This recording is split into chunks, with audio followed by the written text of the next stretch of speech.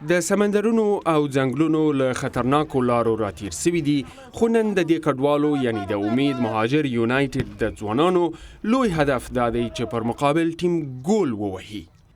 18 کلن فهیم احمدي افغان دی او د فوټبال مینه یې له ځان سره له جنګ ځپلي هیواد افغانستان څخه راوړې ده. اوس په اتنز کې د کډوالو په یو کمپ کې اوسیږي.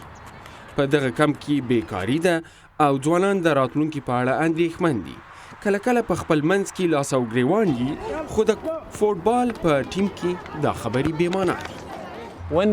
کله چې موږ ټیمونه جوړوو بیا ملګري یو، نه څوک یزیدي نه افغان نه سوری او نه کردي، ټول سره ورونه یو، ټول سوله غواړو او ټول ملګري یو.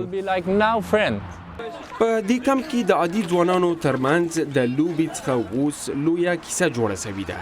اوس د دې ځوانانو ټیم په یو مسلکي میدان کې د لوبو لپاره ځي او په لاره کې د یونان د لویو ټیمونو د مشهوره میدان اولمپیاکوس ننداره کوي.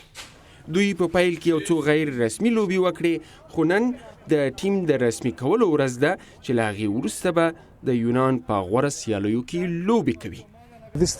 دغه ټیم به د یونان په سیالیو کې برخه اخلي. فکر کوم چې د دې ځوانانو لپاره ښه چانس دی چې د خپلې ټولنې نمایندګي وکړي او د نورو یونانیانو سره بلد شي. د ښاغلي کوکالس مؤسسه چې نړۍ نومیږي په کمپ کې د کوچنیو ماشومانو د روزلو هڅې هم کوي او د هیلهمند دی چې ډیر فوټبالران به له کمپ څخه راوباسي. دغه ځوانان اوس کله کله د تمرین لپاره راوځي او نن درېیمې لوبې ته روان دي.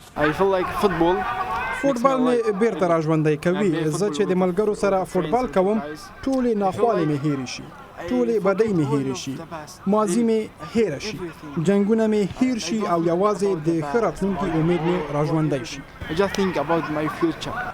ایوب خاورین د آشنا تلویزیون، واشنگټن.